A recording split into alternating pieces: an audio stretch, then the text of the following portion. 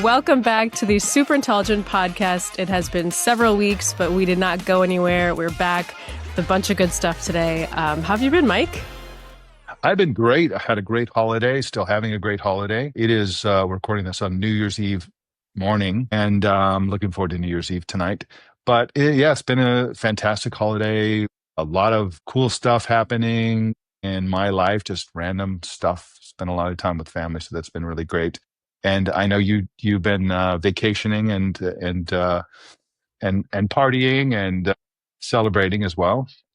I would have liked to party a little bit more, to be honest, but it's been good. At least I haven't slowed down this much. I can't even remember the last time I slowed down this much, which is really cool and feels special. And so I know we're going to talk about the opposite of that today. We're going to talk about humanoid robots, which is speeding way up. But first, I thought it would be fun just to talk about our New Year's resolutions, like tech New Year's resolutions. So do you have one?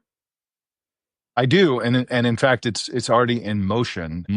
So, as everyone knows who listens to this podcast, I travel constantly. My wife and I travel all over the place, and we've noticed a steady creep in the weight of the stuff that we carry in backpacks. And so, in my case, because you have to put the battery stuff, you have to carry it on. You can't check batteries. So I have so many heavy battery things. For example, we host a lot of parties and stuff like that for Gastronomad Experiences. And so we have a speaker, right, that has a big ass battery in it. and it's heavy, right? And that there's a 1-to-1 ratio between the heaviness of the speaker and the quality of the sound that it can produce in general. So we have this big heavy speaker that I carry in my backpack. I had a MacBook Pro. I had an unusually heavy iPad, which is a Series 10 iPad. And the reason I had that one is it's the only one that supported the really great keyboard that Apple makes. And the keyboard is the keyboard was like 2 pounds. Apple products are noticeably heavy, I think, compared to others. Yeah. So I had all this heavy stuff that I was literally my backpack. I mean, literally was about 70 pounds. It was like, just seriously, I was really like people that couldn't lift it. Like it was really, really heavy. And my wife has much lighter stuff, but she's, so we're slogging through airports or wherever, wearing backpacks, dragging stuff, right? Wow. So you're like a backpacker, like an urban tech backpacker? Everything, we live out of these bags, right? So all our stuff is in these bags, and I'm a gadget freak, and we do these experiences and so on. So I decided to completely slim down everything. So what I did was I got rid of the iPad completely. I got a mobile keyboard. I don't have it here, but it basically fits in a pocket and it folds out into a full-size keyboard. And I'm using my phone to do the stuff I used to do with the iPad, namely writing, reading, and listening to stuff. But the writing and the reading stuff I used to do on my iPad. Now I do it on the phone. Huge reduction of weight right there.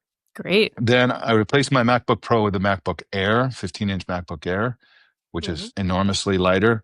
I used to have a kind of a heavy-ish case on my MacBook. Got rid of that. I don't have a case. I have a sleeve type thing. It weighs nothing. I replaced my iPhone with an iPhone Air. I just put a case on it, but the iPhone Air is like, oh, you weighs got nothing. That thing? Wait, it just took me a second to realize that's the new. Here, this is the new hotness. The new hotness and the coldness. Yeah. I don't know if it really took off, but here it is. It's the things that you sacrifice. The sound out of the speaker is garbage, and the battery life is not great, right?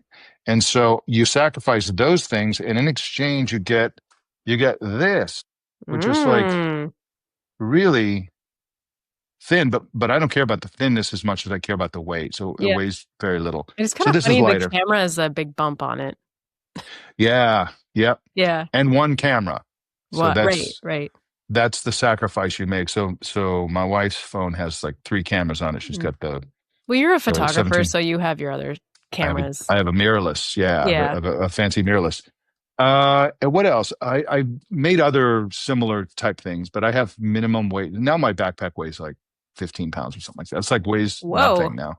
You should write about that. Yes, I should. It's a good stat. But it's like. But it's the creep of weight that gets you.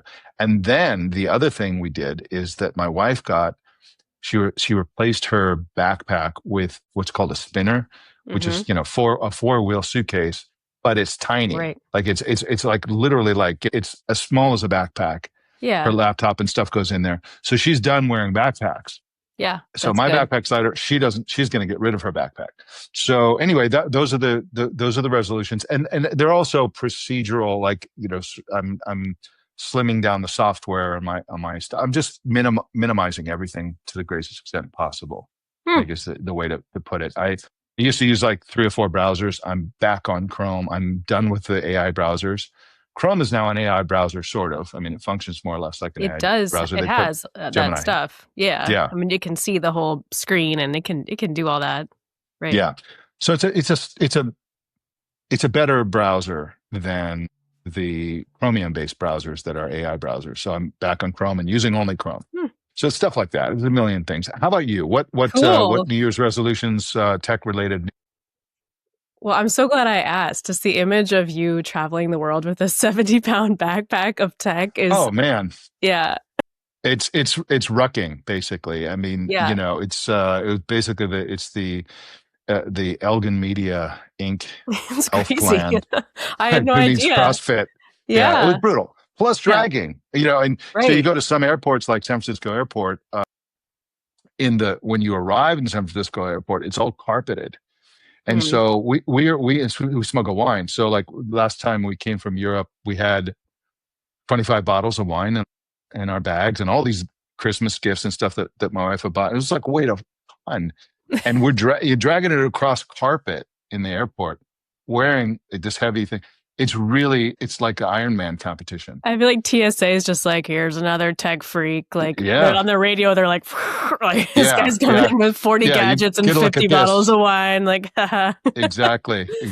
Yeah. So, yeah. Well, mine is much simpler, and I just want to reduce my screen time and change my relationship to social media on my phone. I don't know how I'm going to do it, but I was inspired by last episode where I talked about all the people switching to flip phones. And since I've written that, it's been actually, I haven't written it yet. I need to write it, but I've been mulling it over. And I've just been hearing more news segments about it, more articles. I've been seeing people in my life talking about it. I met up with some friends in Philadelphia, and I looked at my friend's phone, and it was in black and white. And I was like, why is your phone in black and white? Like, there's something about you I don't know. And she was like, no, it's just a screen time reducing tactic. Like, it makes your phone less interesting and less stimulating, so you just naturally want to go on it less. So I'm not going to switch to a flip phone, but I do want to experiment with that. It's called Grayscale. So I have my phone in black and white now, and you can actually, I don't know how you do it, but you can double tap the bottom of your phone, like with the new Apple Intelligence stuff, and just type in Grayscale, and then a little toggle will pop up at the top of the iPhone, and you just toggle it on. And then I had to toggle it off because I had to look at a photo for work on my phone. But yeah, so just playing with things like that, reducing screen time. Hopefully I can, I don't know, have some stats by the end of the year or something. Hopefully I'll be successful. That's great. So I have a data point on that. First of all, I believe it's an accessibility feature. I think it's accessibility. Yep. But I have a friend. So we went to a friend of ours who's a winemaker. He owns the winery that we are invested in, called Donkey and Goat. His name is Jared Brandt. He's California's greatest winemaker, I'm certain. And he is doing this. So I sat next to him at the dinner party that we had in Berkeley at a restaurant. And he was showing me that he has, I believe he has his phone go into black and white mode at a certain time of day, or he switches it at a certain time of day. So like 5 p.m. or whatever. So he needs colors, pictures and stuff like that for his work. But I assume, but then he was telling me how effective it is. It just becomes so boring. You don't want to use it. And so he was showing me, and I'm like, yeah, that looks really boring. That looks really unappealing. Yeah. So that's a great strategy, I think. I think that's really going to work. Maybe I'll do it since I already tried it and I failed. Like, I turned it off to look at that picture for work. Maybe I'll reframe my goal as at least 3 days of the week or 4 days of the week. It'll be in grayscale or on the weekends, or like that. What you just said is good at night. That's when I do a lot of my like deep scrolling, unfortunately. So, or there's that. There are also apps you can install that are more limiting. I can't go on TikTok past 8 p.m. or I want to be successful in some way reshaping my relationship to my phone. And I don't know what that's going to look like, but I want it. It would be really cool if I could kind of transform in that way. Do you think you'd be able to live without any social apps on your phone and just do social when you're using a laptop? No, because another thing is I do want to post on TikTok more, so that's a competing goal. I don't really want to post my face because I realized I don't really like attention that much. Like I just had this realization like I actually don't really love being in the limelight, but I do want to post interesting content in video form. Yeah. So some There's a yeah. problem with that because you also want to be successful. Yes. And it's very powerful to show your face on video in terms of Mhm. audience building and that Mhm. sort of thing.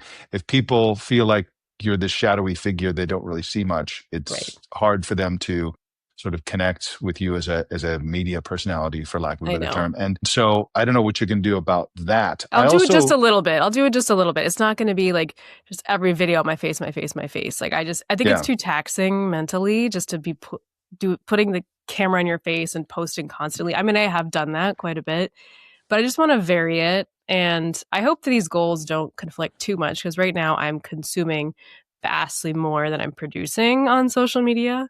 So maybe just all this endless screen time is actually eroding my focus somewhat. And that's why I'm like, I want to post on TikTok. I don't really know what I want to post. And I'm just like consuming. I'm not really thinking about what I want. So we'll see. It's work in progress.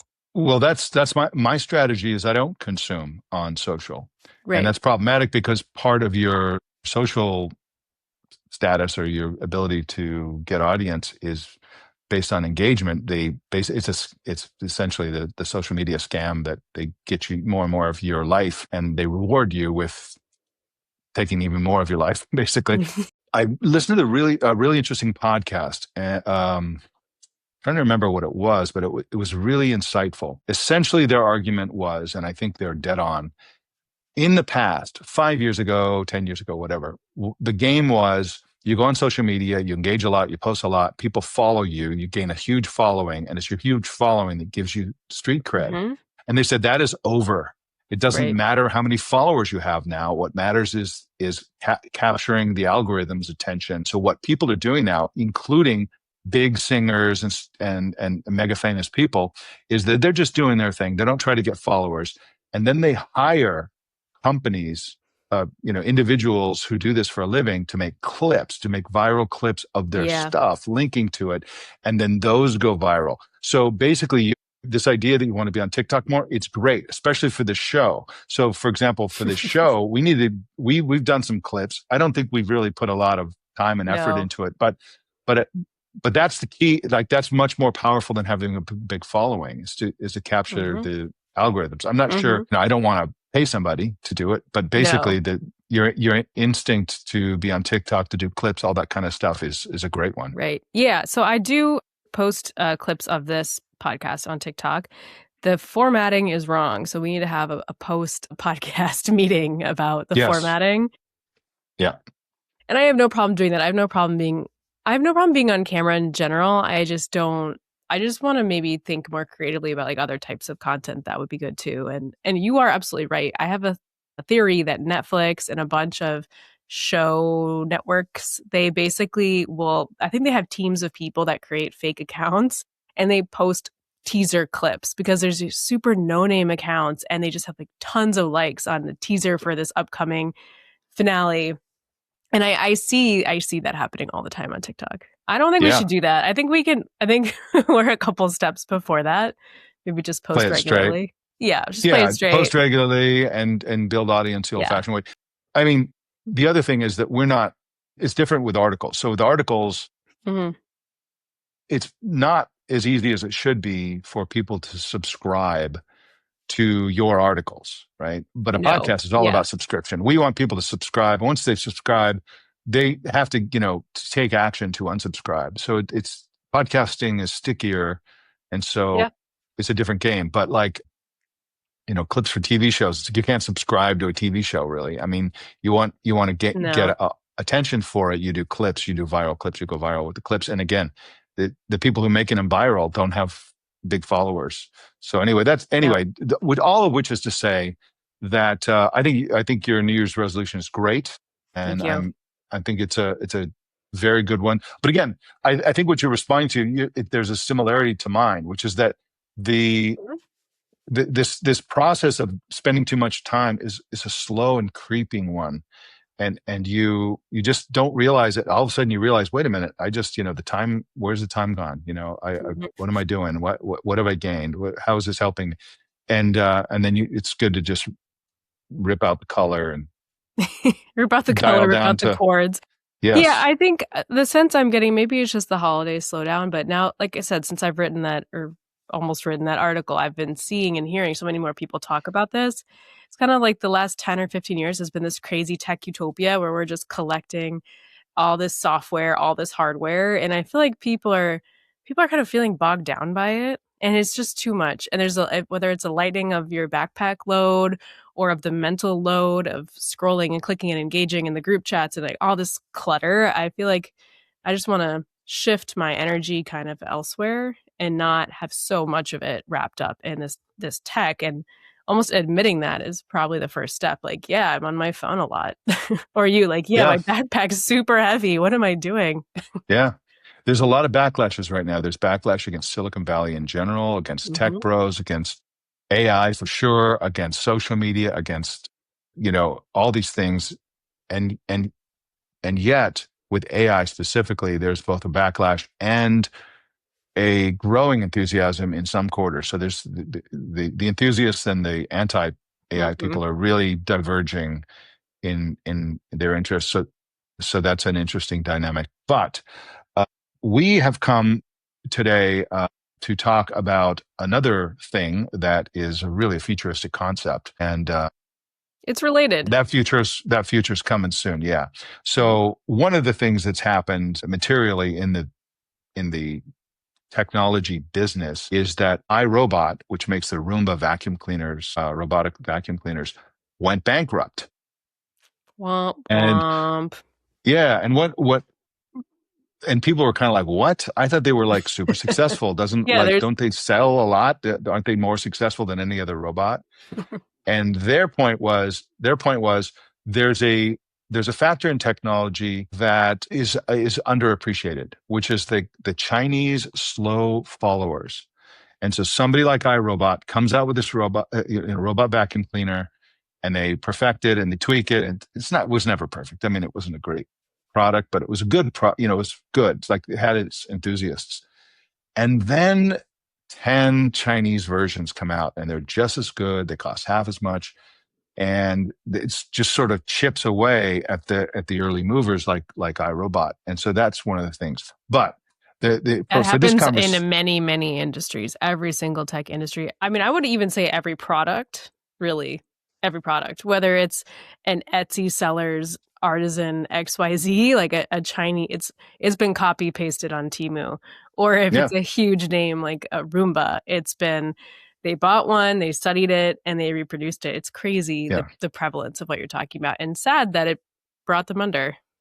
Yeah. So I tried to get my wife to get a Taurus. This is a Taurus, not Torres, but what this thing does is this.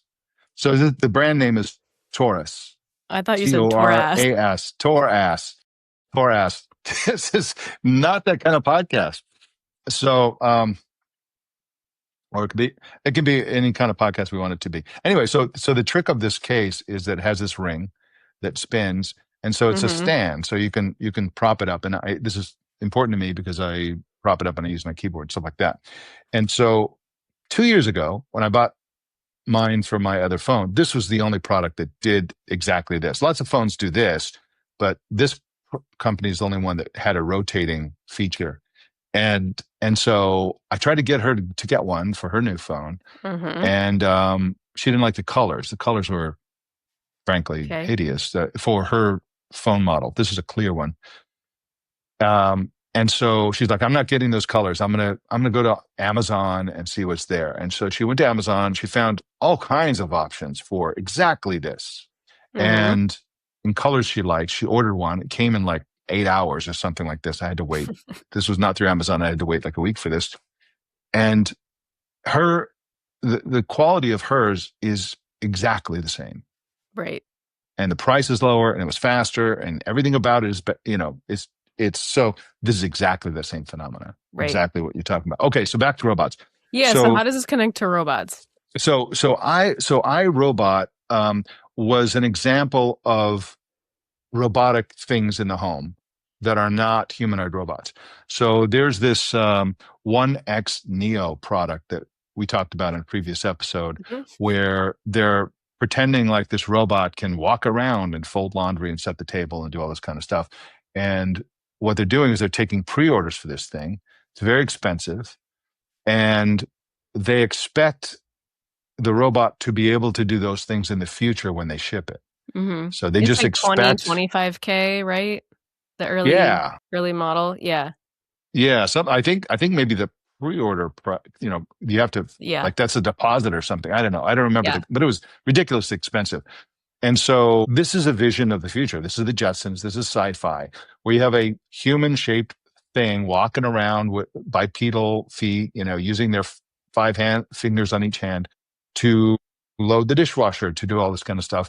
And as Elon Musk famously said, it will mow your lawn. So he envisions this in the front yard in public, like pushing a mower, even though they have Roomba-like robot mowers, which are far more efficient. So I see this as these are two futures, because if you have the humanoid robot that can do anything, you don't need the robotic stuff. You don't need a Roomba and you don't need a robotic lawnmower if the humanoid robot will mop the floor and vacuum the floor. And uses all your stuff. It uses your mop. It uses your, I guess, just regular gas-powered lawnmower. Right. And so my general idea is that this is a humanoid robot is an undesirable thing. It's also a bit of an untrustworthy thing, because by making it shaped like a human, to give it eyes and a face, they're kind of like trying to hijack your innate human nature to treat it like it's a human and believe that it has some sort of inner life, to believe that it has consciousness and feelings. And it's a way to make people really like their products, right? Is it by hijacking our humanity. And so I'm very much against it. But there's a new development that I've encountered that I think makes a stronger argument in favor of robotic everything in the home. And that is the concept of, and this is hardly anybody uses this phrase, but I love this phrase and I'm going to use it a lot, which is ambient robotics. And the idea of ambient robotics is the idea that robots are sort of like out of sight, out of mind, and they just sort of show up when you need them, and then they go away. It's kind of like Beauty and the Beast, where it's like there's Lumiere and there's Chip, the teacup, and they all come to life and they do things for you, and they're just ready at any minute. You're going to play Liberace tunes on the piano. You want a robotic candelabra to show up just out of nowhere, to come out of the closet or whatever. Again, not that kind of show.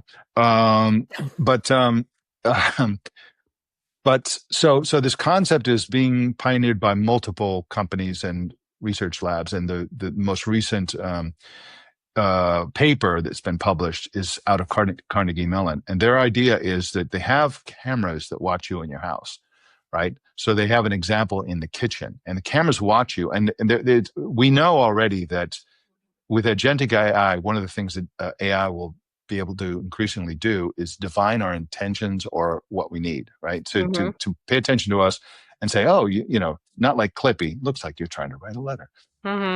But more like, they see what you're doing and see how they can help you.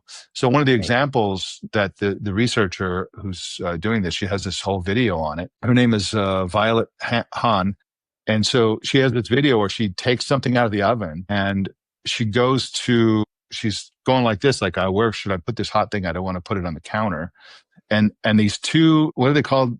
Trivets, whatever. Basically, they're like pot holders that go on the table to protect a table from the heat of some pot holders, warmers, table protectors. I don't know. Yeah. So anyway, two of them see that she needs help and they come scampering across the thing and align themselves right in front of her so she can just set it down. Right. Which again, in Beauty and the Beast is what the footstool does. That's a dog. Yes. Yeah, exactly. Okay. Your knowledge of, I'll assume that you have all knowledge about Beauty and the Beast. I have very little. I don't, but Other, it's reminding me of it because it's like every object is imbued with some kind of life and it's anticipating your needs. And it's just yeah. coming to you. And for whatever reason, it's just reminding me of that closet or just all these little things in the Beauty of the Beast that come to life. And like the person sits on the chair and the dog, like footstool, like runs in front, is like, oh, you probably need me now. Hmm. That's at least when I read the Carnegie Mellon article, it says, they will anticipate your needs. And Yeah. we see that with AI now, just not these physical objects so much. Right. Right. So let me give you an example that I thought of that where to sort of like understand the difference. So you got a cat. The cat poops in a litter box, right? Mm-hmm. Then what? Okay. One is that a person goes and scoops it out and then deals with it, right? Another one is you have a humanoid robot who acts just like the person. They walk into the place where the whatever room the cat's litter box is. They get a little scooper, they scoop it out, they walk over to the toilet or whatever, trash, whatever one does with cat shit.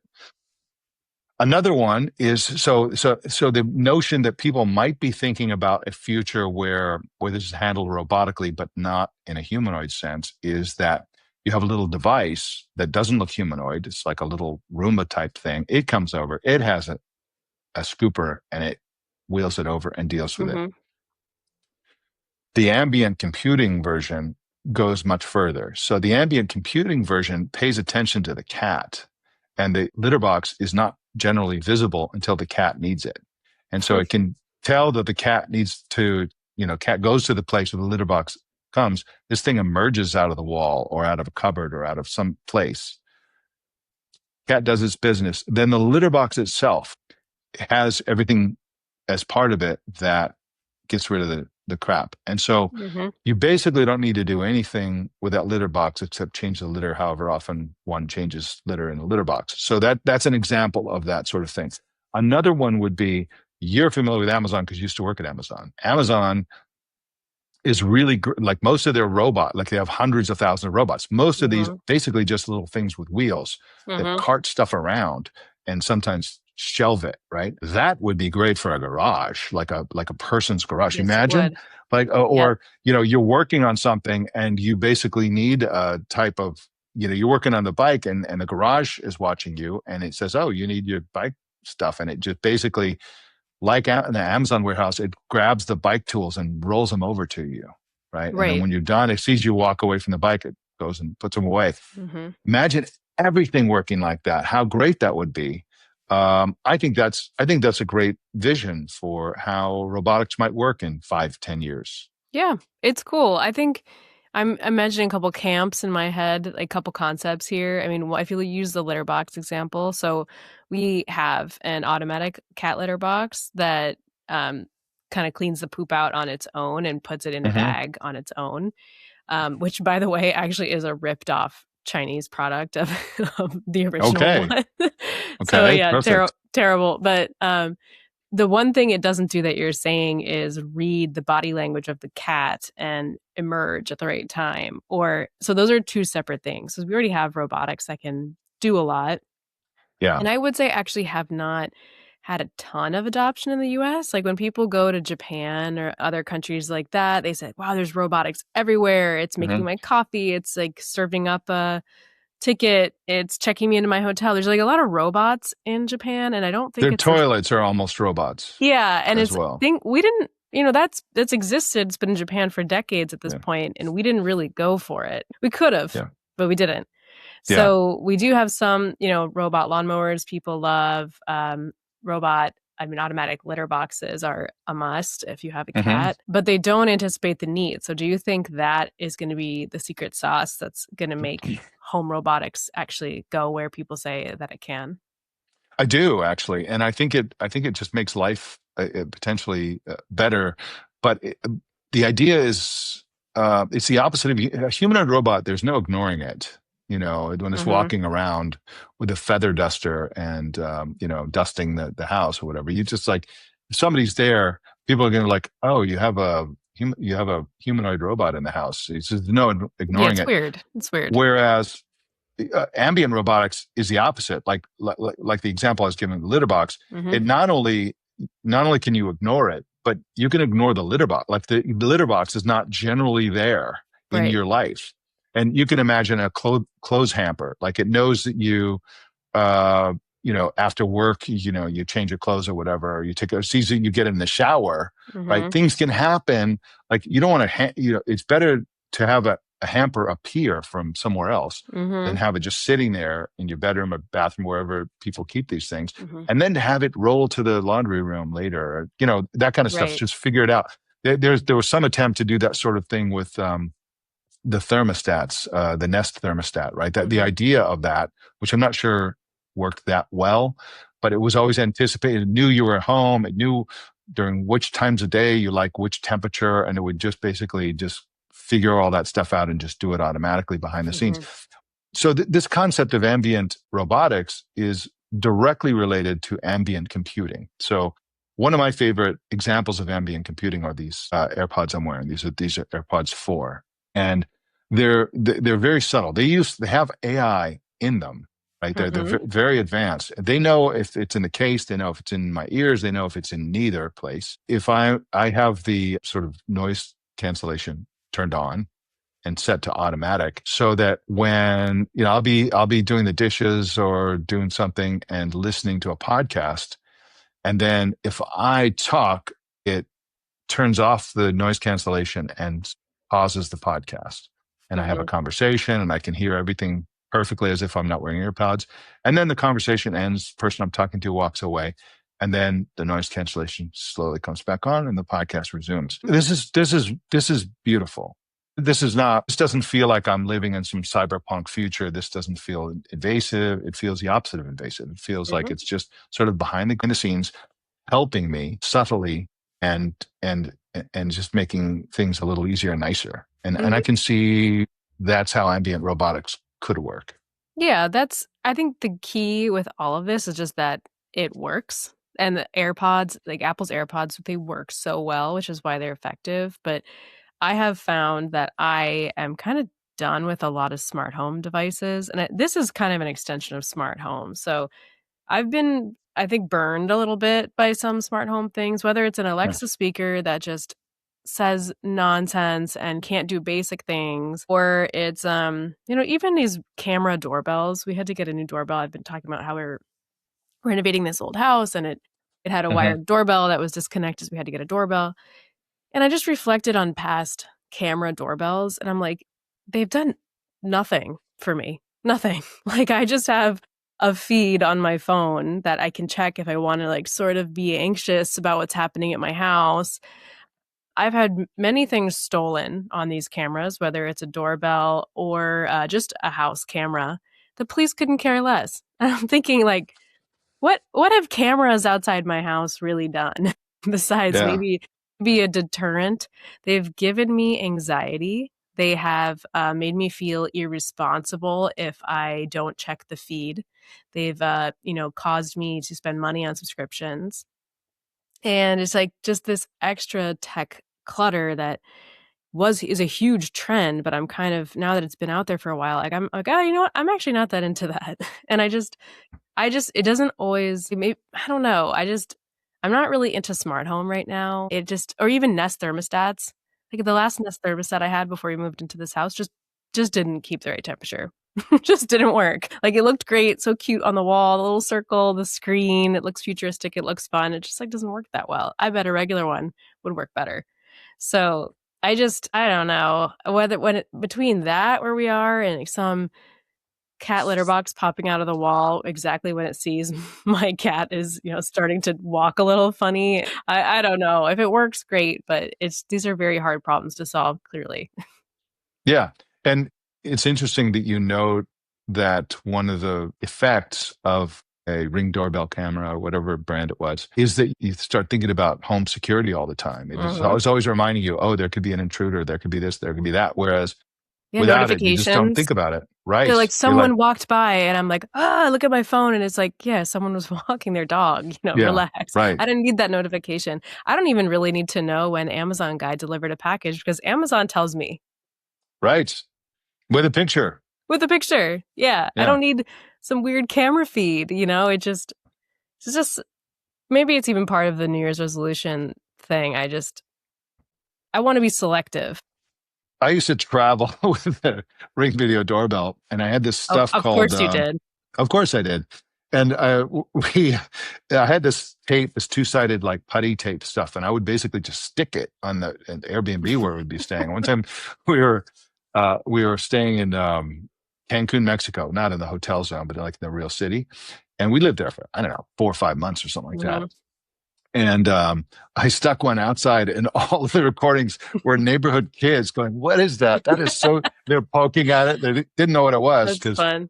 this was early days for Ring Video doorbell. Everybody's got them in Mexico now, but like back then, it was just a novelty, and that's all it was. But Mhm. I mean, there is a security element to that, There which I've is. written about when you're traveling, because when you travel, like, and especially in the early days of Airbnb, you go to there's a community there. Everybody knows everybody, and then Mhm. everybody knows it's an Airbnb.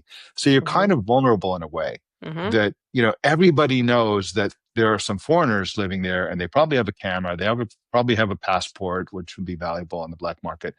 They probably have stuff to steal. And they may know something about how they may have somehow gotten a key to the place, or they know how to get in the window or whatever. Who knows? Who knows? Mhm. You don't know, right? So I used to like to use that without notifications, but we'd be out and about all day. And before we enter the place, I would just check to see if it recorded any, somebody going in there, right? Yeah. And to see if anybody's inside. So I don't know what happened, why I stopped doing that, but I just think you know, we've Yeah.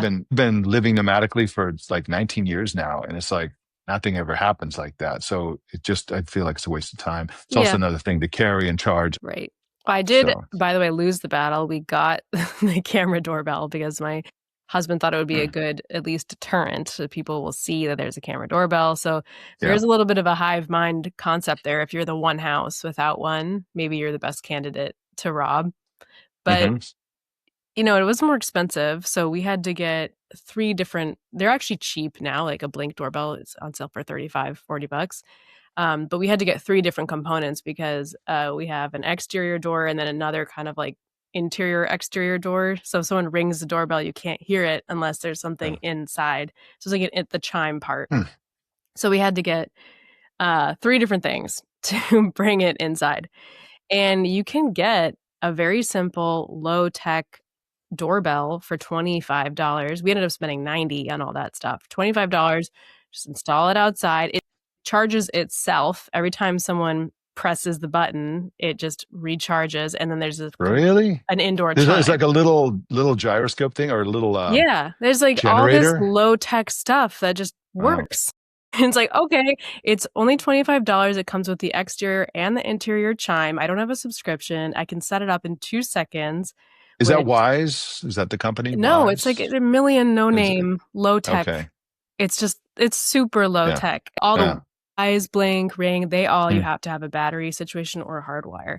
So it's like we just overcomplicate things sometimes. And I was like, oh, I can spend less. It'll charge itself. I don't have to think about the battery. I can set it up and it'll solve my problem of someone rings the bell and I can hear it. That's my biggest problem is I just don't know when someone's at the door. And instead there's like this kind of pressure, like, oh, I have to get the camera and then I have to have the app. And, we weren't getting the email for the two-factor authentication code. And I'm just like, Yeah. it's just, Yeah. yeah. So if like a humanoid robot, if that accelerates these problems, I'm so Yeah. tired. I can't do it. Right. Yeah.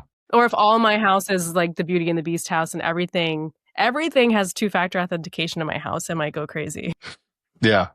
I want it to be like the Beauty and the Beast, where I want this ambient robotic concept where everything is robotic, but I want everything to come rush to the door and greet me when I come home. Me too. And sing a song. Sing songs. Yeah.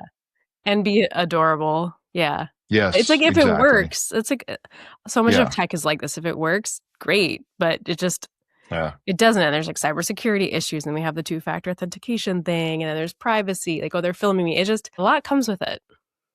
I definitely want all my lighting to have an antiquated, stereotypical French accent. Yeah. Well, you made a really good lighting point on here that I never gave you credit for, which is that LEDs are actually awful. Yeah. And it's true. Like we got a ceiling fan that, you can set the color of the LED. I like warm white, not like a bright fluorescent. And every time we turn it on, it forgets that we set it to warm white. And it's like this horrible fluorescent lighting. Yeah. And so, yeah, just the same over and over again. It's funny how we improve everything and then we're like, oh my gosh, incandescent bulbs are so wonderful. I know. It's like, who knew? Nobody appreciated it at the time, but now that we don't Right. have them, we love them. Right. So I just had the same thing with doorbells. So, I mean, it's not all bad. There's a lot of good stuff. LEDs are more energy efficient. They're cheap. They're great. Doorbells can help with security. I mean, it's all good. I just think being selective. So when it comes to like humanoid robots or everything in your house coming to life with computing, in just my current mindset, it's a little bit of a hard sell. Yeah, for sure. All right. Well, ladies and gentlemen, you have been listening to the Super Intelligent podcast with me, Mike Elgin, and my co-host, Emily Forlini. And I think I speak for both of us when I wish you a happy new year. And if you have some interesting tech-related New Year's resolutions, please email them to us to superintelligentpodcast@gmail.com. We'd love to hear about them and be inspired by them, and maybe we can add some more on our own. So in general, we're lightening the load. Emily with social media and me with literally heavy stuff in my backpack. I'm sure we have room for others as well. So again, thank you. Give us high ratings and lots of stars. We'd love to hear from you. We'd love your followership and subscriptions. And also, Super Intelligent Podcast is a fantastic gift because it's free. And the person you give it to will really love it. So that's everybody wins. How do you give a free thing that's also a link? You just text them. I don't know, but we have such a good audience. They'll figure it out. A creative crew. Yeah. Exactly. So thank you again. And we'll see you next time, probably next week, and definitely next year on Super Intelligent.